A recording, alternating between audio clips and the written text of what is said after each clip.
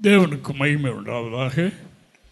மறுபடியும் இந்த வாரத்தின் முதல் நாளிலும் முதல் நாளாகிய இந்த கர்த்தருடைய நாளிலே நாம் தேவனுடைய சன்னிதானத்தில் வந்து கர்த்தரை ஆராதிக்க ஆண்டவர் நமக்கு அருளிய மேலான கிருபைக்காக ஆண்டவரை நாம் துதிப்போமாக. ஆண்டவருக்கு ஸ்தோத்திரம். தேவனுக்கு மகிமை உண்டாவதாக. வருடத்தின் கடைசி நேரங்களில் வந்து கொண்டிருக்கின்றோம். இந்த ஆண்டு வேகமாக ஓடினாலும் அநேக முக்கியமான காரியங்களை கர்த்தர் செய்திருக்கிறார். இன்னும் இந்த 2 மாதத்தில் அநேக காரியங்களை செய்ய போகிறார் என்று நாம் எதிர்நோக்கி இருக்கிறோம். அதற்காக ஆண்டவருக்கு ஸ்தோத்திரம். அல்லேலூயா. ஆண்டவர் நாட்கள் எவ்வளவு வேகமாய் ஓடுகின்றதோ அவ்வளவுக்கு கர்த்தர் தம்முடைய சுத்தத்தையும் வேகமாய் நிறைவேற்றுவதற்கு விரும்பியிருக்கின்றார் என்பதை நான் உணர்கிறேன்.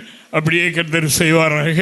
நம்முடைய ஜெபத்திற்கு பதில் அதாவது வேகமாய் வந்து கொண்டிருக்கிறது நடைமுறையில் இருக்கிறது என்பதையும் அறிந்து ஆண்டவருக்கு நன்றி சொல்லுகிறேன். ஆண்டவருக்கு ஸ்தோத்திரம்.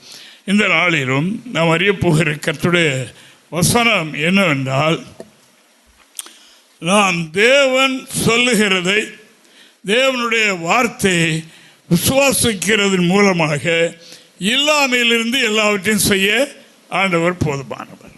தேவனுக்கு மகிமை. மனிதனால் கூடாதவைகள் தேவனால் கூடும் என்று எழுதியிருக்கிறது. மனிதனுடைய கணிப்பு வேறு. தேவன் இல்லாமையிலிருந்து எல்லாவற்றையும் செய்கிற தேவன் என்று நாம் அறிந்திருக்கிறோம். இல்லாமல் நாம் இருக்கிற ஒன்றைத்தான் விசுவாசிப்போம். ஆனால் ஆண்டவராகிய தேவன் இல்லாதவைகளை அவர் செய்கிறார். பாருங்க, அவருடைய ஒரே சொல்லில் தான் இந்த வானம் உண்டானது, இந்த பூமி உண்டானது. இதெல்லாம் அவருடைய வார்த்தைகள் பார்க்கிற அத்தனையும் அவருடைய ஒரே சொல்லுதான். உண்டாகிறது என்றார், உண்டாயிற்று என்று நாம் காணுகின்றோம். ரொம்ப ஆச்சரியமாக இருக்கும். அதனுடன் கனியை தரக்கூடிய விதை உடையவைகள் உண்டாக சொன்னார். எத்தனை வகையான கனிகள் பாருங்க. அவர் எப்படிப்பட்ட தேவன், அவர் வல்லமை உள்ளவர். ஆனால் அப்படினால எல்லாமே அவருடைய சொல்லுகின்படி நடக்கிறது. ஆனால் மனிதன் மாத்திரம் அவர் சொல்லின்படி நடக்கிறது இல்லை என்பதைத்தான் நாம் வேதத்தில் பார்க்கிறோம். ஆதி மனிதனே அப்படித்தான் தேவன் சொன்னதை மீறித்தான் செய்தார் என்று நாம் காணுகின்றோம். அங்கிருந்து தான் அது உற்பத்தி ஆனது. ஆண்டவர் சொன்னதை செய்யவில்லை. ஆனபடினால தேசத்தில் பாவம் பெருகிட்டு அதிகாரங்களை மனிதன் இழந்தான். சாத்தானுக்கு அந்த அதிகாரம் போயிற்று என்று நாம் காணுகிறோம். மீண்டும் ஆண்டவர் தம்முடைய வார்த்தையை தந்து, ஆண்டவர் இந்த நாட்களிலே திருச்சபை எழுப்பி ஆண்டவர் நமக்கு கட்டளைகளின் பிரமாணங்களையும் தந்திருக்கிறார். அவைகளை கை கொண்டதின் மூலமாக நாம் இந்த பரிசுத்த வாழ்க்கைக்குள் வந்து கொண்டிருக்கிறது. அதனால தான் தேவனுக்கு மகிமை. ஆனபடியினால் இன்று நாம் பார்க்க போகிற வசனத்தை நாம் வேகமாய் வாசிப்போம். தேவனுக்கு ஸ்தோத்திரம் உண்டாவதாக. லூக்கா சுவிசேஷம் 5ஆம் அதிகாரம் 4 முதல் 6 வரைக்கும் உள்ள வசனங்களை நான் வாசிக்கும் போது, இங்கே சீசர்கள், அதாவது ராமுழுவதும் பிரயாசப்பட்டோம். இவர்களெல்லாம் கடல் தொழிலே தேறி போனவர்கள், ரொம்ப வல்லுநர்கள் என்று சொல்லலாம். பேதுருவெல்லாம் அந்த கடல் தொழிலில் பெரிய ஆள். ஆனப்படினால எல்லாமே அப்படி ஆட்கள். அதாவது கடல் தண்ணியை பார்த்த உடனே இதில் மீன் இன்றைக்கு இருக்கும் இருக்காது என்றெல்லாம் அவர்கள் சொல்கிறது. இப்போ நம்ம அவர்கள் அநேகர் இந்த கடல் தொழிலில் இருக்கிறபடியினால் அப்படி சொல்லுகிறார்கள். காற்று இப்படி அடித்தால் இப்படி தண்ணி தெளிந்து ஓடினார் இப்படி எல்லாம் கடல் குறை அறிந்தவர்கள். அறிந்து அந்த தொழிலை செய்வார்கள். செய்து அதில் அவர்கள் நன்மை பெறுகிறார்கள். அப்படியே இங்கே சீடர்கள் ராமுழுவதும் பிரயாசப்பட்டார்கள், ஒன்றும் கிடைக்கவில்லை. வாசிக்கலாம். அவர் 5ஆம் அதிகாரம் 4 முதல் 6 வரைக்கும். அவர் போதகம் பண்ணி முடித்த பின்பு சீமோனை நோக்கி, ஆழத்திலே தள்ளி கொண்டு போய் மீன் பிடிக்கும்படி உங்கள் வலைகளை போடுங்கள் என்றார். அதற்கு சீமோன், ஐயரே, ராமுழுவதும் நாங்கள் பிரயாசப்பட்டு ஒன்றும் அகப்படவில்லை, ஆகிலும் உம்முடைய வார்த்தையின்படியே வலையை போடுகிறேன் என்றார். அந்தபடி அவர்கள் செய்து தங்கள் வலை கிழிந்து போகத்தக்கதாக மிகுதியான மீன்களை பிடித்தார்கள். தேவனுக்கு மகிமை உண்டாவதாக. ஆண்டவராகிய தேவன் கடலோரத்திலே வந்து கொண்டிருக்கும் போது அவருடைய வார்த்தையை கேட்பதற்கு ஏராளமான மக்கள் வந்து கூடினார்கள் என்று இந்த பாகங்களில் நாம் பார்க்கின்றோம். அப்போ அவர் சொன்னார், அங்கே 2 படகுகள் நின்றது. அதில் ஒரு படகை கொஞ்சம் உள்ள தள்ளி கொண்டு போக சொல்லி அதில் ஏறி உட்கார்ந்து கொண்டு பிரசங்கம் பண்ணினார். தேவனுக்கு மகிமை. சீடர்கள் அதாவது மீன் பிடிக்க போய்விட்டு ஒரு மீனும் கிடைக்கவில்லை, வலைகளை அலசி கொண்டிருந்தார்கள் என்று எழுதியிருக்கிறது. ஒன்றும் இல்லை, அப்படி அலசி கொண்டிருக்கிற நேரத்தில் வெறும் படகுகள் நிற்கிறது. அதில் ஒரு படகை கொஞ்சம் தள்ளி விடுங்க. பிரசங்கம் பண்ணி முடித்த உடனே சொன்னார், ஆழத்தில் கொண்டு போய் மீன் பிடியுங்கள் என்று சொன்னார். அப்பதான் பேதுரு சொல்லுகிறார், ஆண்டவரே, முழுவதும் நாங்கள் பிரயாசப்பட்டு ஒன்றும் கிடைக்கவில்லை. ஆனால் இப்ப என்ன செய்கிறோம்? உம்முடைய சொல்லின்படி நீர் சொல்லுகிறதுனால் அதை விசுவாசித்து அதை ஏற்றுக்கொண்டு, ஐயோ ராமுழுதும் பிரயாசப்பட்டோமே, கடற்கூர் தெரிஞ்ச நாம இவ்வளவு பிரயாசப்பட்டு ஒன்றாகப்படவில்லை, இது எப்படி எருமை போய் என்ன பாடு, என்ன கஷ்டம், என்ன பிரயோஜனம் என்று அவர்கள் சொல்லியிருக்கலாம். அப்படி சொல்லவில்லை. சொல்லுகிறவர் யார் என்று அறிந்தபடியினால் அவர் சொன்னார், ராமுழுதும் பிரயாசப்பட்டோம், ஒரு பொடியும் கிடைக்கவில்லை, வெறும் படகோடு தான் சரையில் சேர்ந்திருக்கிறோம். ஆனபடியினால நீர் சொல்லுகிறபடினால் உம்முடைய சொல்லை ஏற்றுக்கொண்டு நாங்கள் செய்கிறோம். நீர் சொல்லுகிறபடி நாங்கள் செய்கின்றோம் என்று ஆழத்தில் போய் வலைகளை போட்டார்கள், மீன்பிடிக்க ஆரம்பித்தார்கள். வலை கிழிந்து போகக்கூடிய அளவுக்கு, நிரம்பக்கூடிய அளவுக்கு மீன்களை பிடித்து கொண்டார்கள். ஆண்டவராகிய தேவன் நிரந்தர கட்டளை நமக்கு தந்திருக்கிறார், பிரமாணங்களை தந்திருக்கிறார். இது போக நமக்கு நியமங்கள் என்றும் தந்திருக்கின்றார். நியமங்கள், கட்டளைகள், பிரமாணங்கள், நியமங்கள் இவைகளெல்லாம் இருக்கிறது. இந்த நியமங்கள் அவ்வப்போது தருகிற ஆலோசனை, ஆலோசனை கேட்டு செய்கிறது, ஆலோசனையின்படி நடக்கிறது. இவைகளை செய்யும் போது அதில் தான் இருக்கிறது ஆசீர்வாதம். வெறும் வலையை கொண்டு கரையில் வைத்திருக்கிறவர்கள் இப்பொழுது அந்த மறுபடியும் அதே வழியில் எப்படி போகிறது, அதே கடவுளுக்குள்ளே மறுபடியும் எப்படி போகிறது என்று எண்ணவில்லை. அவர்கள் சொல்லுகிறவருடைய வார்த்தையை மதித்தார்கள். இறைவனுடைய வார்த்தையை மதித்து அப்படியே செய்கிறோம். நீர் சொல்லுகிறபடி போகிறோம். இழுக்க முடியாமல் நிரம்ப பிடித்துக் கொண்டு கொஞ்ச நேரத்தில். ஆனபடினால் நம்மை ஆசீர்வதிக்கிற கர்த்தர் நேகர் வெறும்படகாக வாழ்க்கையிலே பெருமையாக இருக்கிறவர்களையும் நமது மூலம் ஆசீர்வதிப்பார். நாமும் அப்படிப்பட்ட ஆசீர்வாதத்தை பெற்றிருந்தால் தான் பிறருக்கும் சொல்ல முடியும். நானும் அல்லது எங்களுடைய திருச்சபையும் சொல்லுகிறபடி செய்கிறதுனால் இங்கே கர்த்தருடைய ஆசீர்வாதம் பெருகி கொண்டிருக்கிறது. நாம் பார்க்கிறபடி உள்ள ஆசீர்வாதம் இல்லை, கர்த்தருடைய ஆசீர்வாதம் சபையில நிறைந்து இருக்கிறது. அதை நாம் தினமும் அனுபவித்துக் கொண்டிருக்கின்றோம். தேவனுக்கு மகிமை உண்டாவதாக. வார்த்தையின்படி செய்தால் அதில் தேவா, இது என்ன ஆலோசனை, அதாவது இது திரும்ப அதே கடலுக்கு போக சொன்னா எப்படி என்று எண்ணி இருந்தால் அந்த ஆசீர்வாதம் கிடைத்திருக்காது. ஆண்டவருக்கு மகிமை. ஆனபடினால நான் அடிக்கடி சொல்லுகிற ஒன்றுதான், செட்டிக்குளம் பண்ணையூர் என்று எல்லாருக்கும் தெரியும். அந்த ஊர்ல இருந்து ஒரு ஹெட் மாஸ்டர் எஸ்டாசன், பெரிய ஆள், ஊருக்கும் பெரிய ஆள். அவருடைய வீட்டு முன்னால பெரிய தேவாலயம் இருக்கிறது, அங்கேயும் முக்கியஸ்தர். இவருக்கு தீராத வியாதி. தேவனுக்கு மகிமை. அதற்கு அவர் எல்லாம் பார்த்தார், ஒன்றும் முடியாது. டாக்டர் சொல்லிட்டாங்க, வயிற்றுக்குள்ள ஒரு புழு ஓடிக்கிட்டு இருக்குது, ஆப்ரேஷன் பண்ண முடியாது. ஒரு இடத்துல ஆப்ரேஷன் பண்ணால் அது இன்னொரு இடத்துக்கு போயிடும். ஆனால் அப்படினால இந்த டேப்லெட்டை நீங்கள் ஜீவகால் முழுவதும் தான் சாப்பிடணும். அது பயங்கர விலை ஏற்பட்டது, அது உடம்புக்கும் கேடு. ஆனாலும் அதை சாப்பிட்டு அவர் காலையில் அவருக்கு மூலத்தில் ஒரு கட்டி வரும், அப்புறம் அது ரங்கத்தோட ஒரே பிளாட்டாக போகும். சேரில் உட்கார்ந்து அவர் அங்கே தன்னுடைய தொழிலை செய்ய முடியாது. தேவனுக்கு மகிமை. அப்படி இருக்கும்போது அவர் திருச்சபையை கேள்விப்பட்டு வந்தார். அப்போ நான் ரொம்ப அற்பமாக ஒரு பழைய கட்டிடத்தில் தான் இருந்தோம். அவர் அதை ஒன்றும் பார்க்கல. அதாவது இந்த ஊழியத்தின் மூலமாக ஒற்றையாழ்வளை என்ற இடத்துல ஒரு அம்மா 18 வருஷமாக ஊமையாக இருந்து வாய் பேசினார்கள் அல்லவா, அவர்கள் மூலம் கேள்விப்பட்டிருக்கிறார். தேவனுக்கு மகிமை. கேள்விப்பட்டு அந்த நிலையில் அவர் வந்தார். வந்து சொன்னார், நிலைமையெல்லாம் சொன்னார். அவருக்கு நான் ஜெபம் பண்ணினோம். ஜெபம் பண்ணும்போது கடவுளுடைய ஆலோசனை, அவர் உபதேசத்தெல்லாம் ஏற்றார். கர்த்தருடைய வார்த்தையெல்லாம் கேட்டு அவைகளை கை கொண்டு நடக்க ஒப்பு கொடுத்து. இப்படி இருக்கும்போது ஆண்டவர் சொன்னார், நைட்டில் ஒரு கை நிறைய வெந்தயத்தை தண்ணியில் ஊற போட்டு அதை காலையில் வெறும் வயிற்றில் குடிங்க. கடவுள் உங்களுக்கு சுகம் கொடுக்கலாம். கடவுள் பற்பல வகையிலையும் சுகம் கொடுத்ததாக பைபிளில் இருக்குது. லேலுயா லேலுயா. பைபிளில் அதாவது ஆண்டவர் வார்த்தையினால் சுகமாக்கி தொட்டு சுகமாக்கி இருக்கிறார், அல்லது நீ திரும்பி போய் ஆசாரியருக்கு காண்பிக்க சுகமாயிரு என்று சொல்லி இருக்கிறார். அவர் சொன்னபடியெல்லாம் செய்தார்கள், பெற்றார்கள். அப்படி அவர் செய்தார்.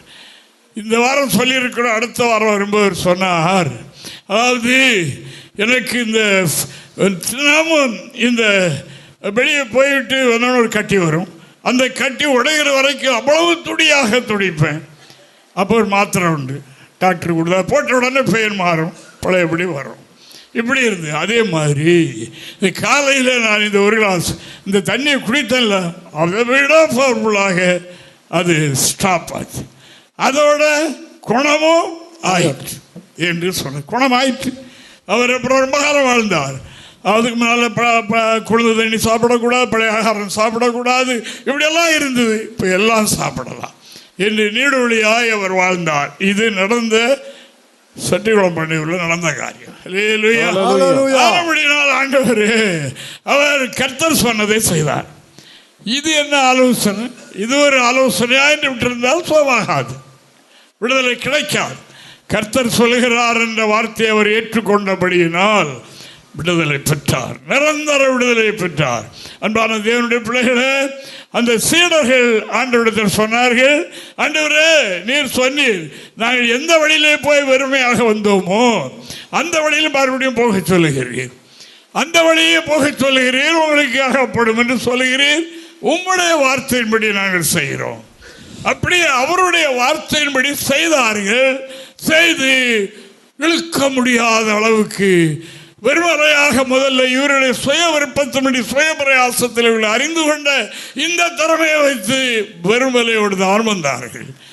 ஆண்டவர் சொன்ன வார்த்தையை அவர்கள் கை கொண்டபடியினால் வரும்போது வலை கிழியத்தக்க மீன்களை சேகரித்து கொண்டு வந்தார்கள். அல்லேலூயா. இன்று நாம் கவனிக்கிற காரியம் பெரிய பிரசங்கம் அல்ல, சின்ன பிரசங்கம் தான். ஆனால் வார்த்தை என்ன?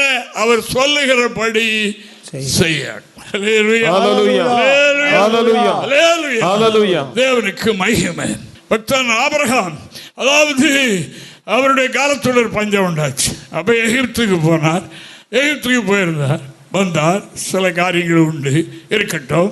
அப்புறம் அவருடைய மகன் ஈசாக்கினுடைய காலத்தில் ஒரு பஞ்சம் வந்து, அந்த பஞ்சத்தில் இவரும் அப்படித்தான் ஐடியா போட்டார், அங்கே போகலாம் என்று.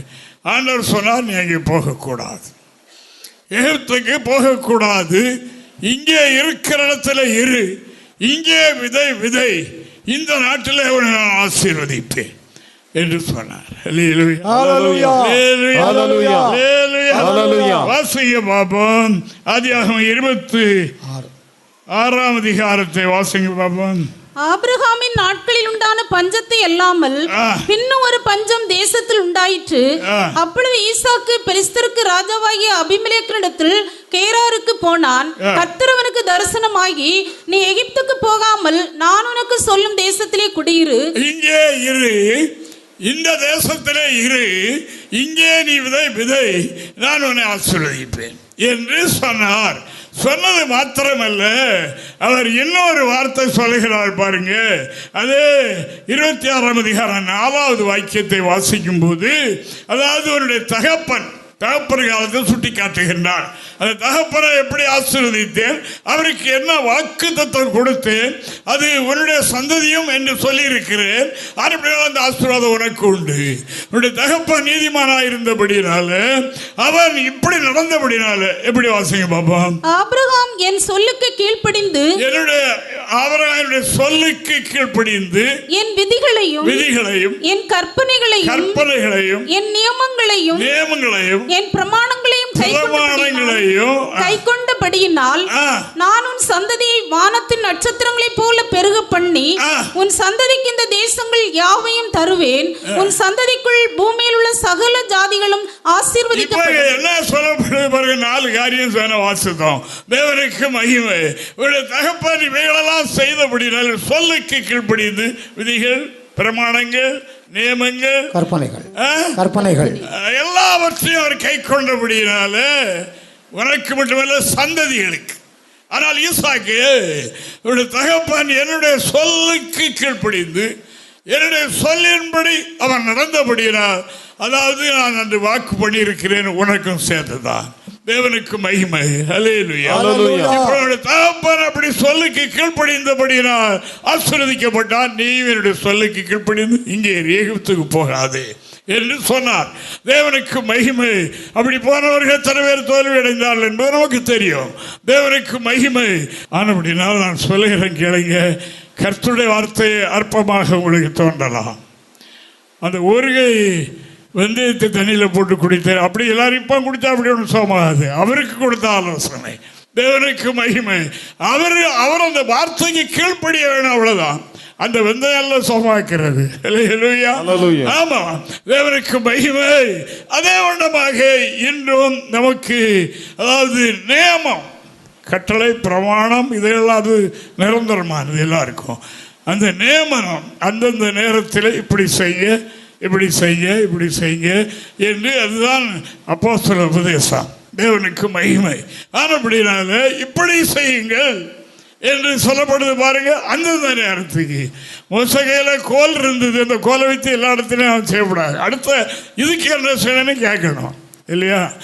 அந்த கோலை வச்சு சிறந்த சமத்தை ரெண்டாப்படாது. அதை கொண்டு அங்கே மாறாவில் தண்ணி கசப்பாக போச்சுது, அங்கே கொண்டு கோலை வைக்க முடியாது. அங்கே வேற ஆலோசனை. தேவனுக்கு மகிமை.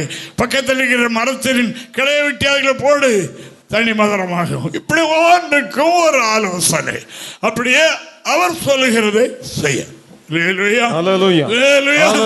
ஆனபடியினால் உன்னுடைய தகப்பன் என்னுடைய சொல்லுக்கெல்லாம் கீழ்ப்படிந்தபடியினால் உன்னையும் உன்னுடைய சந்ததிகளையும் உனக்குள் எல்லாரையும் ஆசீர்வதிப்பார். தேவனுக்கு மகிமை. அப்படினால தேவ வார்த்தைக்கு கீழ்ப்படுகிற மனிதர்கள் மூலமாக அநேகர் ஆசீர்வதிக்கப்படுவார்கள். அநேகருக்கு அந்த ஆசீர்வாதம் உண்டு. தேவனுக்கு மகிமை. தேவனுக்கு ஸ்தோத்திரம் உண்டாவதாக. அந்த மீன் பிடிச்சாங்க பாருங்க, அவங்க படகு மட்டுமா, பக்கத்தில் உள்ள படம்லாம் நிரம்பிச்சு. இவங்க கர்த்தருடைய வார்த்தைக்கு கீழ்ப்படிந்தபடியினால் அங்கே வெறுமையா நிற்கிற படகுகளெல்லாம் நிரம்பத்தக்கதாக மீன் பிடிக்கப்பட்டது. ஆனபடியால் அன்பான தேவனுடைய பிள்ளைகளே, இன்று நாம் கவனிக்கிற காரியம் என்ன என்றால், இந்த ஈசாக்கு அந்த தேசத்தில் பிழைக்க முடியாது. மழை இல்லை, தண்ணி இல்லை, ஒன்றும் இல்லை. விவசாயம் பண்ணி பிழைக்க முடியாது. என்ன நிலையில் இருக்கும்போதுதான் கர்த்தர் அங்கே இரு, இங்கே நீ விதைத்து இங்கே நீ ஆசீர்வதிக்கப்படுவாய் என்று சொன்னார். 26ஆம் அதிகாரம் 26ஆம் அதிகாரம் 2வது வாக்கியத்தை வாசிக்க பார்ப்போம். ஈசாக்கு அந்த தேசத்தில் விதை விதைத்தான். ஈசாக்கு ஆண்டவர் சொன்ன பிரகாரம் கர்த்தர் சொல்லிட்டார். இப்ப இந்த தேசத்துல விதை விதை விதை விதைத்தான். கர்த்தர் அவனை ஆசீர்வதித்தார். அந்த வருஷத்தில் 100 மடங்கு பலன் அடைந்தான். 100 மேனி பெற்றவர்கள் நம்முடைய தேசத்தில் யாராவது உண்டா? கிடையாது. 3, 4, 5 மேனி பெற்றுட்டா கூட அவர்களுக்கு பரிசு கொடுக்கிறதும் பேப்பர்ல போட்டது பாராட்டுறதுமாக இருக்கும். 100 மேனி. 100 மேனி எப்படி? கர்த்தர் சொன்னதை செய்தபடினார். 100 மேனி பெற்றான், ஆசீர்வதிக்கப்பட்டார். எழுதி நம்முடைய கர்த்தரில் கொடுக்கப்பட்டிருக்கிறது. அன்பான கர்த்தருடைய பிள்ளைகளே, கர்த்தருடைய தேவனுடைய பிள்ளைகளே, உங்களுக்கு வழிகாட்டியாயிருக்கிறவர்கள் அந்த பாதையாகத்தான் கடந்து வந்திருக்கிறார்கள். ஆண்டவர் சொல்லுகிறதை மீறாமல் நாம் தேவ வார்த்தையை கை கொண்டால் நாமே பாக்கியவான்கள். சங்கீதக்காரன் சொல்லும் போது, சங்கீதம் 33ஆம் சங்கீதம் 6 முதல் 9 வரைக்கும் வாசிங்க பாப்போம். கர்த்தருடைய வார்த்தையினால் வானங்களும், கர்த்தருடைய சொல்லினால், கர்த்தருடைய வார்த்தையினால் வானங்களும், அவருடைய வாயின் சுவாசத்தினால் அவைகளின் சர்வ சேனை உண்டாக்கப்பட்டது. அவர் சமுத்திர ஜலங்களை குவியலாக சேர்த்து ஆழமான ஜலங்களை பொக்கிஷ வைப்பாக வைக்கிறார். பூமியெல்லாம் கர்த்தருக்கு பயப்படுவதாக, உலகத்தில் உள்ள குடிகள் எல்லாம் அவருக்கு அஞ்சி இருப்பதாக. அவர் சொல்ல ஆகும், அவர் கட்டளையிட நிற்கும். தேவனுக்கு மகிமை எதை சொல்லப்படுகிற வானங்கள் எல்லாமே எல்லாமே எப்படி உண்டாயிற்று? வார்த்தையினால். அப்படினால் இந்த தேவனுக்கு முன்பாக பூமியின் குடிகள் எல்லாரும் நடுங்க வேண்டும். அவர் அவ்வளவு வல்லமை உள்ளவர். அவருக்கு நடுங்குகிறது என்றால் பெருமனை அல்ல, சொல்லுக்கு நடங்குகிறது, அவருடைய வார்த்தைக்கு நடங்குகிறது. அதைத்தான் அவர் எதிர்பார்க்கிறார். அவர்களை உயர்த்த, ஆசீர்வதிக்க, நமது மேல் வைத்த கருணையினாலே நம்மை மேன்மைப்படுத்த ஆண்டவர் சொல்லுகிறார். சொல்ல நிமித்த வலையை போடுகிறேன். ஆண்டவரே, நீர் எகிப்துக்கு போக வேண்டாம் என்று சொல்லிவிட்டீர். என்னுடைய தகப்பன் நம்முடைய சொல்லுக்கு கீழ்ப்படிந்தபடியினால் நீர் அவருடைய பின் சந்ததிகளுக்கும் ஆசீர்வாதத்தை கூறியிருக்கிறீர். அப்படினால் அதற்கு நான் செய்ய வேண்டியது, நான் உங்களுடைய சொல்லுக்கு கீழ்ப்படிய வேண்டும். அப்படினால இங்கிருந்து போகாது, இங்கே இரு, ஆசிரியர் 100 மேனி ஆசீர்வாதம் பெற்றார். 100 மடங்கு பெற்றார். சங்கீதக்காரன் சொல்லுகின்றார், அவர் எப்படிப்பட்டவர்? அப்படி சொல்லினாலே அந்த வானம் இந்த பூமியும் சர்வ சிருஷ்டிகளும் அவருடைய சொல்லினால் உருவாக்கப்பட்டவைகள். நம்ம சில வேளையை சிந்திக்கும் போது நம்மளை கர்த்தர் எப்படி அவருடைய கண்ணு நம்மளை எப்படி கண்டதுன்னே ஆச்சரியப்படக்கூடிய அவ்வளோ பெரிய தேவன், அவ்வளோ பெரிய தேவன். அந்த தேவன் சொல்லுகிறதை நாம் கவனமாய் கேட்டு, அல்ல சொல்லி இருக்கிறதை, வேதத்தில் சொல்லி இருக்கிறதை கவனமாக நாம் கேட்டு அறிந்தவர்களுக்கு கீழ்ப்படிய வேண்டும். இது கீழ்ப்படியாமல் கிறிஸ்தவ மதம் அத்தனையும் கர்த்தருக்கு கீழ்ப்படியாமல் தானே போயிட்டு இருக்குது. ஆண்டவர் ஒன்றை சொல்லியிருந்தால் அவர் ஒன்றை செய்கிறார்கள். இப்படி இருக்கிறது. நமக்கு இந்த கிருபையை கொடுத்திருக்கிறதுனால இன்றைக்கு நமக்கு தருகிற ஆலோசனை அவருக்கு முன்பாக நம் நடுக்கத்தோடு காணப்படணும். சொல்லுக்கு அவ்வளவு பெரிய வல்லமை, பவர் உண்டு. அந்த சொல்லுக்கு நாம் கீழ்ப்படியும் போது இவ்விடமாக ஆசீர்வதிக்கப்படுவோம் என்று வேதம் சொல்லுகின்றது. அதற்காக ஆண்டவருக்கு நன்றி. ஆண்டவராகிய தேவன் பூமியில் இருக்கும்போது அடிக்கடி மலைக்கு போவார், ஜெபம் பண்ணுறது. மலைக்கு போவார். அப்படி அவருடைய தனித்த தியானங்கள்லாம் மலையில் உண்டு. பகல் முழுவதும் மக்கள் மத்தியிலே நன்மை செய்து சுகமாகி எல்லா அற்புதங்களையும் செய்வார். ராத்திரி மலைக்கு போயிடுவார். அப்படியே ஒரு நாள் மலையில் இருந்து இறங்கி வரும்போது அவர் அந்த மலையில் இருக்கிறார் என்று கேள்விப்பட்ட உடனே அடிவாரத்தில் பெரிய ஒரு கூட்டமே நிற்குது. அவரதில் நன்மை பெறுது. அவர் மலையிலிருந்து இறங்கினோட வேகலாம் அவரை பின்பற்றி போய்கொண்டே இருக்கிறது என்று நாம் காணுகின்றோம். ஆண்டவர் போகும்போது ஒரு குஷ்டரோகி ஓடி வந்த, ஆண்டவரே சுத்தம், உண்மைக்கு சுத்தமானால் என்ன? ஆண்டவர் சுத்தம் உண்டு. அந்த குஷ்டரோகியை தொட்டு அவனை சுகமாக்கினார். அப்புறம் அவர் போய்கொண்டிருக்கும் போது கப்பர்நகூம் என்னப்பட்ட அந்த ஊருக்குள்ளே போனார். போகும்போது அங்கே 100க்கு அதிபதி என்ற ஒரு மனிதன் ஓடி வருகிறார். இவருடைய கிரியைகள் செய்த அற்புதங்கள்லாம் கண்டறிந்தவர் அப்படிப்பட்ட மனிதர். ஆனால் இவர் அவருடைய மற்றபடி ஒன்று தெரியாது. ஆனால் ஒரு சந்தர்ப்பம் இவருக்கு வந்தது. அவன் 100க்கு அதிபதி பெரிய அளவில் உள்ள ஆள் இல்லையா? ஆனால் வந்தது, அவருடைய வேலைக்காரன் தீவிரவாதமாய் படுக்கையில் நடக்கிறான். படுக்கையில் நடக்கும்போது இவ்வளோ பெரிய அவரிடத்தில் சொல்லி ஏதாவது உதவி பெறுவோம் என்று ஓடி போய், ஆண்டவரே என்னுடைய வேலைக்காரன் திமிர்வாதமாக கொடிய வேதனைப்படுகிறான், ஏதாவது உதவி செய். ஆண்டவர் இவனுடைய அடிப்படை, இவனுடைய விசுவாசம், இவனுடைய எல்லாவற்றையும் அறிந்து நான் வந்து அவனை குணமாக்குகிறேன் என்று ஆண்டவர் சொன்னார். அந்த தேவனை பற்றி அவன் அறிந்திருந்தபடியினால் அவன் 100க்கு பெரிய மாளிகையில் இருந்திருப்பான். அது மாத்திரமல்ல, அவன் சொல்லுகிறான், பாருங்க வாசிங்க, தேவனுக்கு ஸ்தோத்திரம் உண்டாவதாக. இப்போ ஆண்டவர்கிட்ட கேட்க பாருங்க, மத்தேயு சுவிசேஷம் 8ஆம் அதிகாரம் 5 முதல் 7 வரைக்கும் வாசிங்க. இயேசு கற்பனகூமில் பிரவேசித்த போது 100க்கு அதிபதி ஒருவன் அவரிடத்தில் வந்து, ஆண்டவரே, என் வேலைக்காரன் வீட்டிலே திமிர்வாதமாய் கிடந்து கொடிய வேதனைப்படுகிறான் என்று அவரை வேண்டிக் கொண்டான். அதற்கு இயேசு, நான் வந்து அவனை சொஸ்தமாக்குவேன் என்றார். 100க்கு அதிபதி பிரதியுத்தரமாக, ஆண்டவரே, என் வீட்டுக்குள் பிரவேசிக்க நான் பாத்திரன் அல்ல. என்னுடைய தகுதி உலகத்தில் எப்படி இருக்கு பட்டியல் கொடுக்கிறார் பாருங்க. ஒரு வார்த்தை மாத்திரம் சொல்லும், அப்பொழுது என் வேலைக்காரன் சொஸ்தமாவான். நான் அதிகாரத்துக்கு கீழ்ப்பட்டவனாய் இருந்தும் எனக்கு கீழ்ப்பட்டிருக்கிற சேவகரும் உண்டு. நிறைய இருக்கிறான். சொல்லுக்கு கீழ்ப்படியக்கூடிய சேவகர்கள் உண்டு. நான் ஒருவனை போவென்றால் போகிறான், மற்றொருவனை வாவென்றால் வருகிறான், வேலைக்காரனை இதை செய் என்றால் செய்கிறான் என்றார். இயேசு இதை கேட்டு ஆச்சரியப்பட்டார். போதும், தேவனுக்கு மகிமை உண்டாகும். அவருடைய இப்படிப்பட்ட தகுதிக்குரிய மனிதன் அவரை பற்றி எப்படி தெரிஞ்சிருக்கலாம் பாருங்க. அவர் என்னுடைய வீட்டுக்குள்ள வருவதற்கு நான் பாத்திரன் அல்ல என்று சொல்லிட்டு ஒன்று சொல்றா பாருங்க. என்ன சொல்றான்? ஒரு வார்த்தை. அந்த ஆண்டவரை பற்றி அவன் எப்படி தெரிஞ்சிருந்தான்? ஒரு வார்த்தை சொல்லிடும், அவன் எவ்வளவு தூரத்தில் இருந்தாலும் சுகமாயிடுவான் என்று சொன்னான்.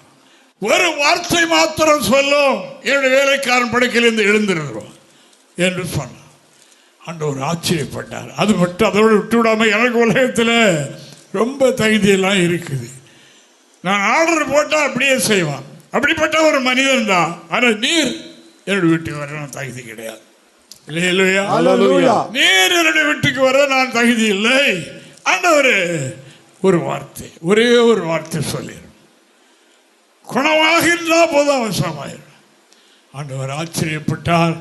ஆச்சரியப்பட்டு அப்படியே சொன்னார். 13வது வாக்கியத்தை வாசிக்கலாம். 13வது வாக்கியம். இயேசு 100க்கு அதிபதியை நோக்கி, நீ போகலாம், நீ விசுவாசத்தபடியே உனக்கு ஆக கடவுது என்றார். அந்த நாளிகையிலே அவன் வேலைக்காரன் சொஸ்தமானான். நேரத்தில் ஆண்டவர் சொல்லிட்டார் ஒரே வார்த்தையின்படி, இப்பவே அங்கே குணம் ஆயிற்று, போகலாம் என்று சொன்னார். அங்கிருந்து செய்தி வந்தது, அவர் சோமாகி விட்டார். எந்த மணி நேரத்தில்? இந்த மணி. அவர் சொன்ன நேரம் அதுதான். அந்த நேரத்தில் இந்த வார்த்தையை சொன்னார், அவன் குணமாகி விடுவான், ஆகிவிட்டான். அன்பான தேவனுடைய பிள்ளைகளே, அந்த 100க்கு அதிபதியின் இடத்துல இருந்ததை பாருங்க.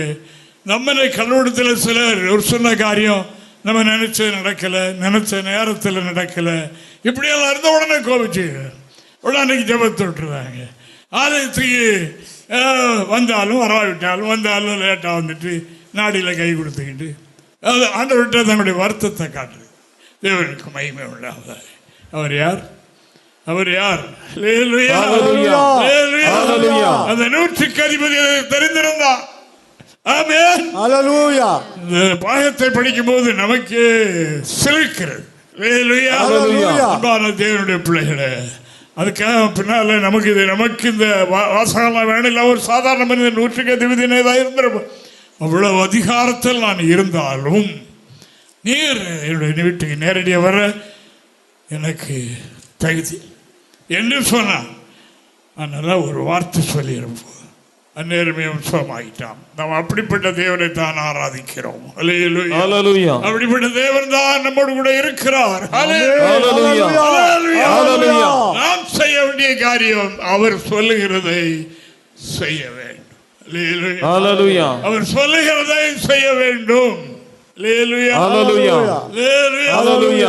அருமையான தேவனுடைய பிள்ளைகளே, நம்முடைய பிள்ளைகள் எல்லாம் தேவனை போல ஆகணும் தான் நம்ம விரும்புகிறோம். நாமளும் அப்படி ஆகணும் தான் விரும்புகிறோம்.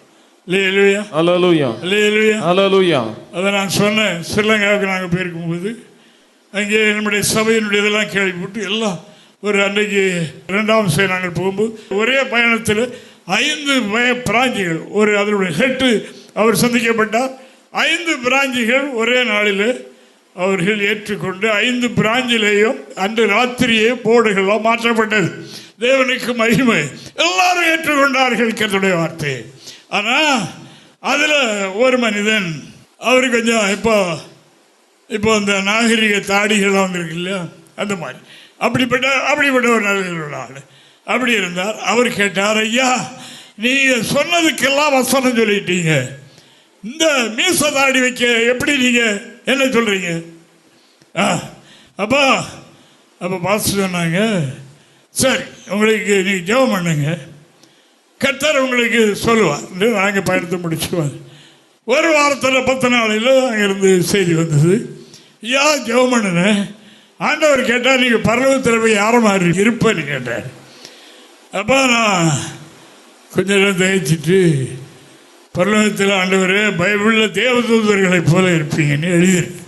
அப்படியா? சரி, தேவதூதர்களுக்கு மீசதாடி உண்டா? உடனே நான் தேவதூதனை போல் ஆக வேண்டும் என்று ஆயிட்டேன். இருக்கார், இப்போ இருக்கார். தேவனுக்கு மை.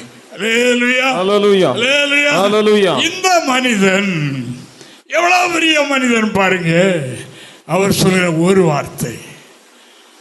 வார்த்தை சொல்லிடும், அது போதும். தேவனுக்கு மகிமை. நான் ஒரு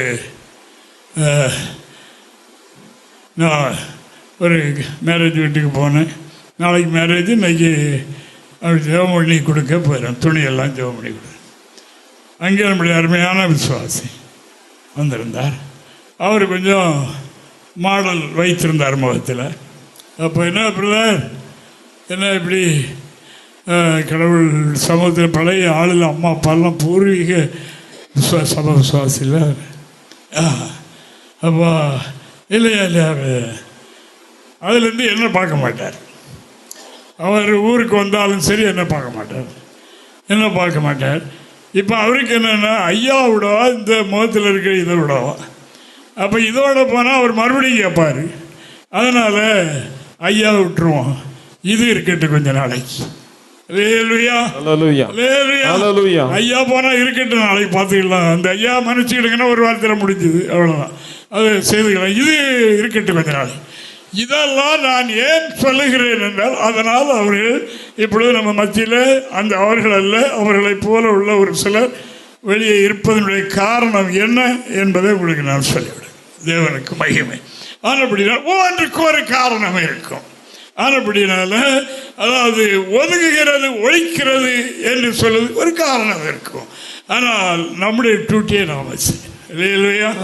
நம்முடைய டியூட்டி இதுதான். நான் இந்த மொத்த 28 அதிகாரத்தில் கடைசி 19-20 வசனங்களில் வாசிக்கிறா, அதான் நீங்க வீட்டிலே வாசிக்கிறீங்க. ஆண்டவராகிய தேவன் நம்முடைய சீடர்களிடத்தில் சொல்லும் போது சொன்னார், நீங்கள் சகல ஜாதிகளை சீசர்களாக்கி ஞானஸ்தானம் கொடுத்து நான் உங்களுக்கு கட்டளையிட்ட யாவற்றையும் அவர்கள் கைக்கொள்ளும்படி உபதேசம் பண்ணுங்க. அப்படி செய்தால் உலகத்தின் முடிவு வரைக்கும் உங்களோடு இருப்பேன். ஊழியக்காரங்க கட்டளை ரொம்ப பயங்கரமான கட்டளை ஆகும். கேட்டா கேட்க காரணம் போறாங்க. அப்படி இல்லை, கைக்கொள்ளும்படி உபதேசம் பண்ணணும். அதுதான் ஊழியக்காரனுடைய தேவன் கொடுத்த கட்டளை. இதுல பலவிதமான பாதிப்புகள் உண்டு. அதை பற்றி நான் கவலைப்படணும். இயேசு பக்கமே நின்று அவர் சொல்லுகிறதை சொல்லணும். சொல்லுகிற நாம் முதலாவது கை கொள்ளணும்.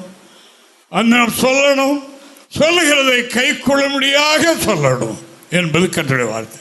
இந்த சம்பவத்தை படித்தீங்க பார்த்தீங்களா, எவ்வளவு தகுதிக்குரிய மனிதன்.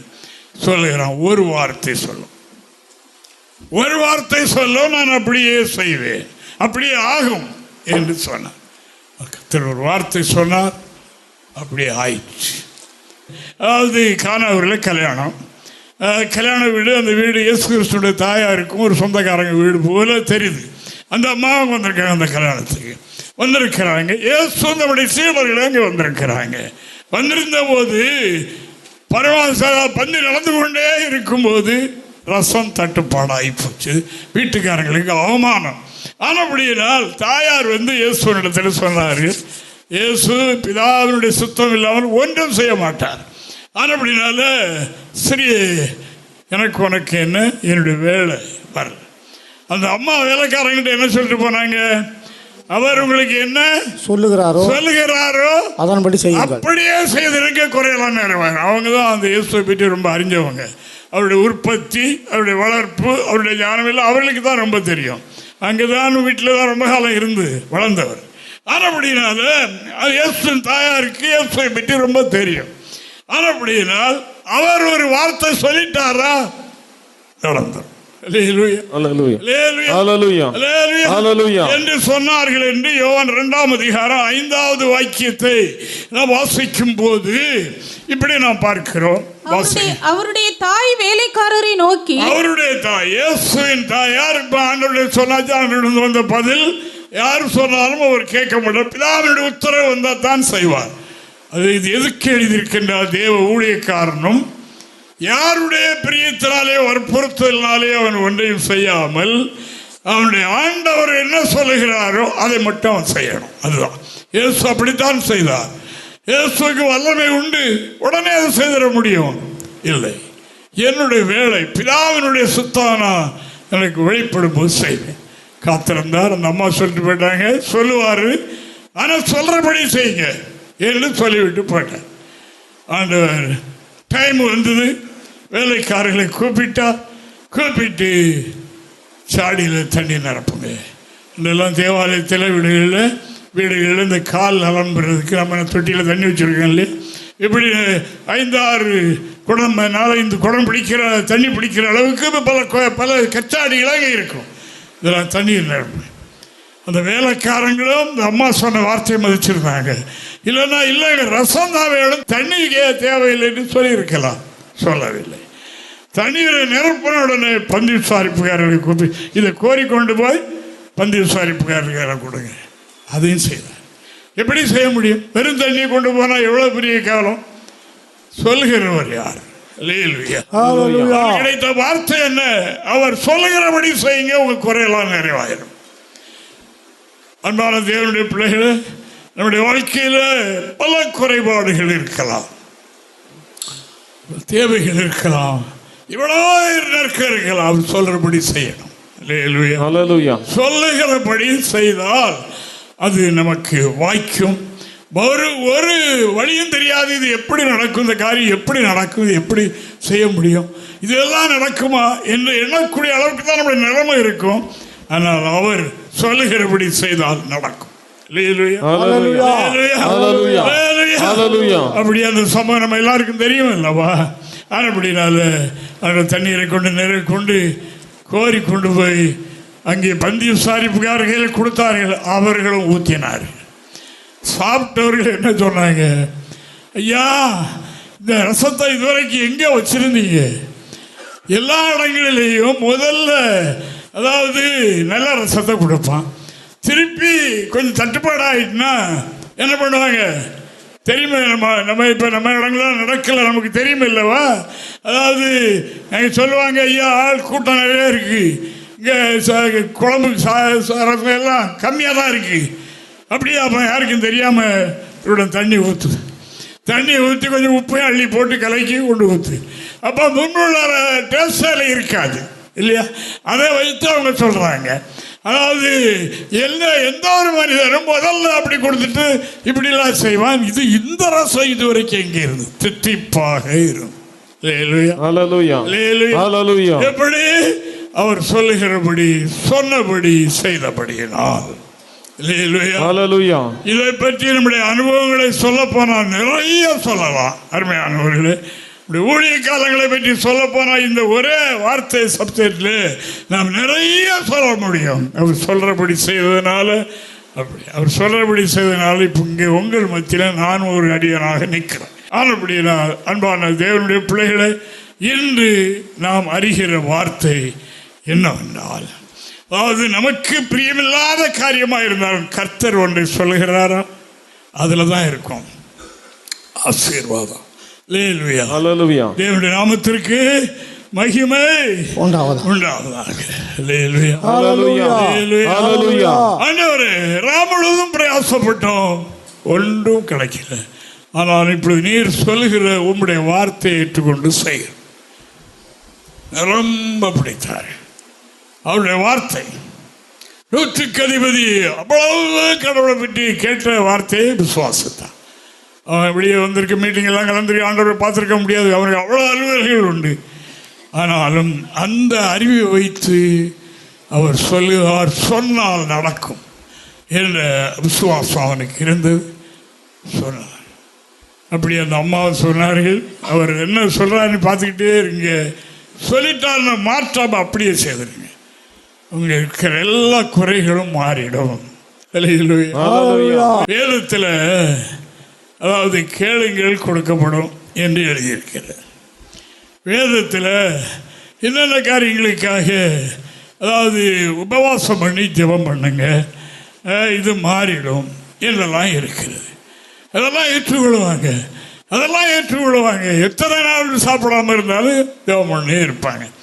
தேவன் கொடுத்திருக்கிற அந்த பிரமாணங்கள் எல்லாம் நம்மை ஆசீர்வதிக்க, நம்மை ஆசீர்வதிக்கத்தானே ஒழிய மற்றபடி அவருக்கு அதனால் ஒன்றும். அவர் சொல்லுகிறாரு, எனக்கு ஒன்று தேவை என்றால் நான் உன்னிடத்தில் கேட்கணுமா?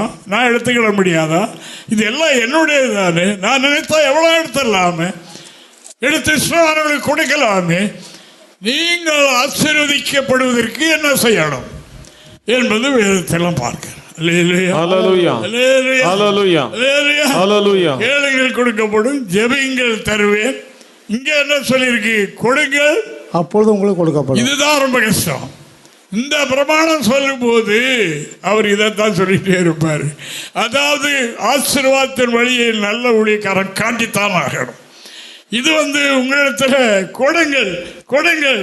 ஒரு வாரத்தின் பலகணிகளை திறந்து இடம் விடாமல் போக ஆசீர்வதிக்கிறது தேவனுக்கு மகிமை. அவரால் கூடாத காரியம் ஒன்றுமில்லை. அவர் எல்லாவற்றையும் செய்ய வல்லவர். பக்தன் சொல்லுகிறார், எனக்கு ஒத்தாசை வரும் பர்வதங்களுக்கு நேராக என் கண்களை ஏறெடுக்கிறேன். வானத்தையும் பூமி உண்டாக்கினது கர்த்தரிடத்திலிருந்து எனக்கு ஒத்தாசை வரும் என்று எழுதியிருக்கும் போது கொடுங்கள் கொடுக்கப்படும் என்ற வசனம் தேவனுக்கு மகிமை. அது அந்த வசனம், அதாவது தேவன் நம்மை கொஞ்சமாய் அல்ல நிறைவாய் ஆசீர்வதிக்கும்படியாக தீர்க்கன் மல்கியாவில் பார்க்க. மல்கியா 3ஆம் அதிகாரம் 8 முதல் 10 வரைக்கு உள்ள வசனங்களை நாம் படிக்கலாம். மனுஷன் தேவனை வஞ்சிக்கலாமா? நீங்களோ என்னை வஞ்சிக்கிறீர்கள். எதனாலே உம்மை வஞ்சித்தோம் என்கிறீர்கள். தசம பாகத்திலும் காணிக்கைகளிலும் தானே. தேவனுக்கு மகிமை உண்டாவதாக. அதாவது மனிதர்கள் என்னை வஞ்சிக்கிறீர்கள் என்று சொல்லி இருக்கிறீர்கள். அது எதில் வஞ்சிக்கிறோம்? அது சொல்லிக் கொடுக்கணும் இல்லையா? சொல்லிக் கொடுத்தா தானே அவர்களுக்கு தெரிய முடியும். எதில் என்ன வஞ்சித்தீர்கள்? எதில் வஞ்சித்தீர்கள்? கொடுங்கள் கொடுக்கப்படும் என்று சொன்ன ஆண்டவர் அதில் அடுத்த வசனங்கள் இருக்கின்றார். உற்சாகமாய் கொடுக்கிறவர்கள் பிரியமார். ஆண்டவர் எருசலேம் தேவாலயத்தில் காணிக்கப்பட்ட அருகாமையில் உட்கார்ந்து பார்த்துக்கிட்டே இருந்தார். பெரிய பெரிய பெரிய ஆட்கள்லாம் கட்டுக்கிட்டாக அள்ளி போட்டார்கள். ஒரு ஏழை விதவை என்னுடைய முந்தானியில் முடிஞ்சு போட்டிருந்த 2 காசு அதை அவுத்து போட்டால் ஆண்டவர் மிச்சு கொண்டால் இவ்வளவுதான் ஜாஸ்தி போட்டாள். காரணம் அவளுக்கு இருந்தது அவ்வளவுதான். அவளுக்கு நாளைக்கு அடுத்த நிமிஷத்துக்கு இல்லை. அவ்வளவு உற்சாகமாக இருக்க. அப்ப அதனால நீங்கள் எதனால என்னை வஞ்சித்தீர்கள் என்று கேட்கிறீர். தசமபாகத்திலும் நீங்கள் சபிக்கப்பட்டவர்கள், ஜனத்தாராகிய நீங்கள் எல்லோரும் என்னை வஞ்சித்தீர்கள். என் ஆலயத்தில் ஆகாரம் உண்டாயிருக்கும்படி தசமபாகங்களை எல்லாம் பண்டகசாலையில் கொண்டு வாருங்கள். அப்போது நான் வானத்தின் பலகைகளை திறந்து இடங்குள்ளாமல் போக மட்டும் உங்கள் மேல் ஆசீர்வாதத்தை வரிசிக்க மாட்டானோ என்று அதனால் என்னை சோதித்து பாருங்கள் என்று சேனைகளின் கர்த்தர் சொல்லுகிறார். சோதித்து தேவனை சோதிக்க கூடாது என்று வேதம் சொல்லுகின்றது. சோதனைக்காரன் சாத்தான் என்று நாம் காணுகின்றோம். அவன் இயேசுவை சோதித்து சோதனை எல்லாம் முடிந்த பிறகு சில காலம் அவரை விட்டு விலகி இருந்தான் என்று எழுதியிருக்கிறது. ஆனால் இயேசு ஆண்டவருடைய வார்த்தை இந்த ஒரு இடத்திலும் சொல்லியிருக்கிறது, சோதித்துப்பார். சோதித்து பார், நான் உன்னை ஆசீர்வதிக்கிறேனா இல்லை. அது ஆசீர்வாதம் எப்படி? இடம் கொள்ளாமல் போக மாட்டேன். எங்க இருந்து? வானத்தின் பலகணிகளை திறந்து கொட்டுவேன் சொல்லி இருக்கிறார். அவருடைய சொல், அவருடைய வார்த்தை, உம்முடைய வார்த்தையின்படி இதை செய்கிறேன், செய்து பாருங்கள் பாருங்கள், சோதித்து பாருங்கள் என்று சேனைகளின் கர்த்தர் சொல்லுகிறார். மனிதன் சொல்லல, மனிதன் சொன்ன வார்த்தை, தேவன் சொன்ன வார்த்தை தான் இந்த மனிதர்கள் சொல்லி தருகிறார்கள். ஆனால் தேவன் சொன்ன வார்த்தை. இப்படி செய்து பாருங்கள், செய்து பாருங்கள், சோதித்து பாருங்கள், நான் உங்களை ஆசீர்வதிக்கிறேனா இல்லையா என்று பாருங்கள் என்று வேதம் சொல்லுகின்றது. ஹல்லேலூயா. முதல் தசபாகம் கொடுத்தது யாரு? ஆபிரகாம். ஹல்லேலூயா. மெல்கிசேதேக்குக்கு ஆபிரகாம் எல்லாவற்றையும் ஆபிரகாமுடைய அண்ணன் மகன் லோத்துடைய குடும்பத்தை எல்லாம், அதாவது பல ராஜாக்கள் சேர்ந்து எல்லாம் சூறையாடி கொண்டு போய்விட்டார். இதை கேள்விப்பட்ட ஆபிரகாம் தன்னிடத்தில் அவருக்கு ஆபிரகாம் பெரிய ஆள் இல்லை, அந்த ஆபிரகாம் சேனைகளோடு பின்தொடர்ந்து அவர்களை பிடித்து மேற்கொண்டு எல்லாவற்றையும் கைவசப்படுத்தி கொண்டு திரும்பி வரும்போது மெல்கிசேதேக்கு அவரை சந்தித்தார். தேவனுக்கு மகிமை. மெல்கிசேதேக்கு அவரை சந்தித்து அவருக்கு அப்பமோ ரசமோ கொடுத்தார். அவருக்கு ஆபிரகாம் தான் கொள்ளையற்றி வந்த பிடித்து கொண்டு வந்த கைப்பற்றிய அவைகளில் உள்ளவைகள் எல்லாவற்றிலும் தசமபாகம் கொடுத்தார். ஆபிரகாம் எப்படி ஆசீர்வதிக்கப்பட்டார்? அப்படிதான் ஆசீர்வதிக்கப்பட்டார். அந்த வார்த்தைகளை பார்ப்போம். தேவனுக்கு ஆதியாகமம் 14ஆம் அதிகாரம் 18 முதல் 20 வரைக்கும். அன்றியும் உன்னதமான தேவனுடைய ஆசாரியரே இருந்த சாலமோன் ராஜாவாகிய மெல்கிசேதேக்கு அப்பமும் திராட்சரசமும் கொண்டு வந்து அவனை ஆசீர்வதித்து, வானத்தையும் பூமியையும் உடையவராகிய உன்னதமான தேவனுடைய ஆசீர்வாதம் ஆபிரகாமுக்கு உண்டாவதாக, உன் சத்துருக்களை உன் கையில் ஒப்பு கொடுத்த உன்னதமான தேவனுக்கு ஸ்தோத்திரம் என்று சொன்னான். இவனுக்கு ஆபிரகாம் எல்லாவற்றிலும் தசம பாகம் கொடுத்தான். சத்துருக்களை உன்னுடைய கையிலே கொடுத்து திருடிப்பானவைகளை மீட்டுக் கொண்டு வந்ததில் இருந்து எனக்கு தசமபாகம், அதாவது நீ கொண்டு வந்தபடினால் கர்த்தருக்கு ஸ்தோத்திரம். அதை கேட்டுள்ள ஆபிரகாம் தான் கொண்டு வந்த எல்லாவற்றிலும் என்ன கொடுத்தார்? தசமபாகம் கொடுத்தார். அவரை ஆசீர்வதித்தார். இதற்குள்ளே நிறைய சத்தியங்கள் அடங்கி இருக்கிறது. இன்று சில தசமபாகம் கொடுக்குறாங்க, அங்கே கொஞ்சம் இங்கே கொஞ்சம் அங்கே கொஞ்சம் அங்கே கொஞ்சம், பத்திரிகை ஒழித்து கொஞ்சம், அந்த ஒழித்து கொஞ்சம், இந்த ஒழித்து கொஞ்சம் உடைக்கிறாங்க. அது வேதம் ஏற்றுக்கொள்ளல. இந்த ஆபிரகாமுக்கு இந்த மெல்கிசேதேக்கு என்ன கொடுத்தார்? அப்பமா திருவிருந்து கொடுக்கிற உங்களை நடத்துகிற மேய்ப்பருக்குத்தான் அது சேரும். கேட்டீங்களா? ஆமா, அப்பம் ரசமும் கொடுத்தார், இவர் அவருக்கு தசமபாகம் கொடுத்தார். இதுதான் வேத ஒழுக்கு. தேவனுக்கு மகிமை உண்டாவதாக. ஆனப்படினா இந்த மெல்கிசேதேக்கு ஒரு செக்ரட்டரானார். அவர் ஒரு ஆசாரியன். பரலோகத்தில் ஒரு ஆலயம் இருக்கிறது, அங்கே இந்த ஆசாரி உழைத்தை அவர் செய்கிறார். தேவனுக்கு அது ஒரு பெரிய காரியம், பெரிய ஒரு சப்ஜெக்ட். தேவனுக்கு ஸ்தோத்திரம். அந்த மெல்கிசேதேக்கு எப்படி நம்முடைய ஆண்டவராக இயேசு கூட வம்ச வரலாறு இருக்கிறது. இயேசுவின் வம்ச வரலாறாவது என்று எழுதியிருக்கிறது.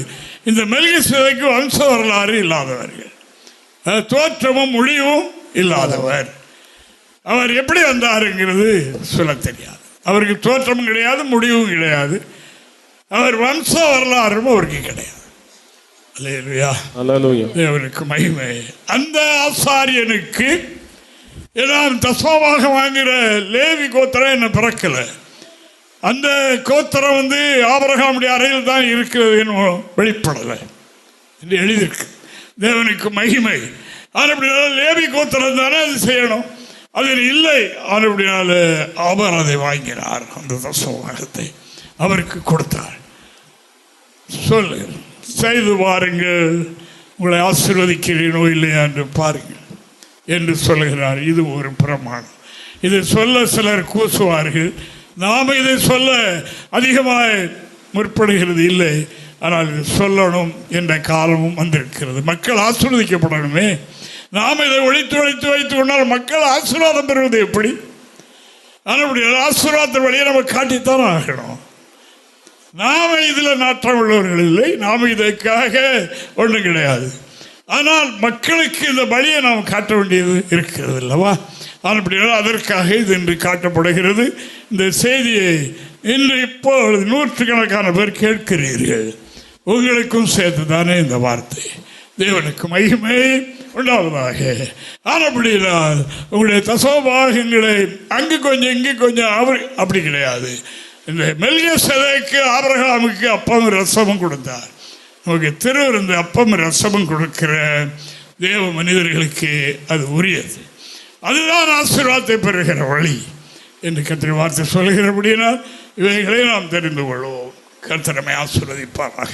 அல்லேலூயா, Hallelujah. அல்லேலூயா, Hallelujah. அல்லேலூயா, Hallelujah. அல்லேலூயா, Hallelujah. அல்லேலூயா. Hallelujah. ஆனபடியினால் இன்று நமக்கு அறிவிக்கப்பட்ட வார்த்தை, நீங்கள் செய்து பாருங்கள், என்னுடைய வார்த்தையின்படி செய்து பாருங்கள், அப்பொழுது நான் உங்களை ஆசீர்வதிக்க மாட்டேனோ என்று, அதனால் நீங்கள் சோதித்து பார்த்து கொள்ளுங்கள் என்று எந்த ஆலோசனையாக இருந்தாலும் கர்த்தர் உங்களுக்கு சொல்லுகிற ஆலோசனை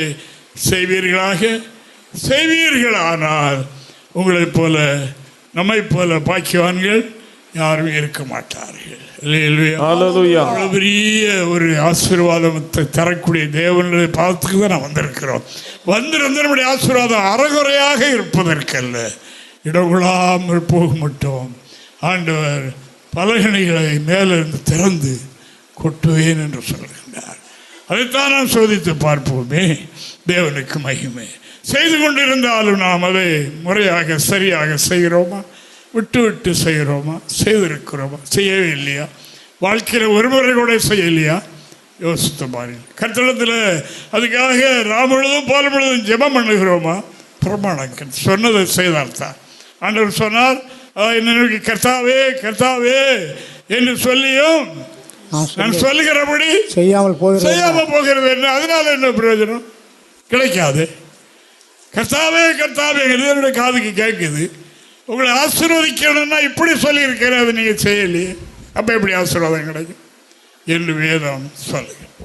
தேவனுக்கு மகிமை. ஆண்டவர், எங்களுடைய பிரயாசத்தில் விடுகிற வரைக்கும் ஒன்றும் கிடைக்கவில்லை, இப்படி நீர் சொல்லுகிறீர், அதை விசுவாசித்து செய்கிறேன் செய்து சோதித்து பார்த்தால் வர கிளியக்கூடிய அளவுக்கு இடங்கொள்ளாமல் போக மட்டும் பெற்றுக்கொண்டார். அந்த பிரமாணம் தான் இன்றைக்கு நமக்கும். அப்படி நான் இதை மனதில் வைத்துக் கொள்வோம். கர்த்தராகிய தேவன் நம்மை ஆசீர்வதிக்கட்டும், நமது மூலம் அநேகர் ஆசீர்வதிக்கப்பட காரணமாக இருப்போம். கர்த்தர் இந்த வார்த்தைகளை ஆசீர்வதிப்பாராக. ஆமென். எங்களை தொடர்பு கொள்ள வேண்டிய முகவரி: புதிய எருசலேம் சபை, 3/248 தெற்கு சானல் கரை, அனந்தன் பாலம், சாலேம் நகர், ஆசாரிப்பள்ளம் போஸ்ட், நாகர்கோவில் 629201. எங்களது தொலைபேசி எண் 8931313126 மற்றும் 94895294662.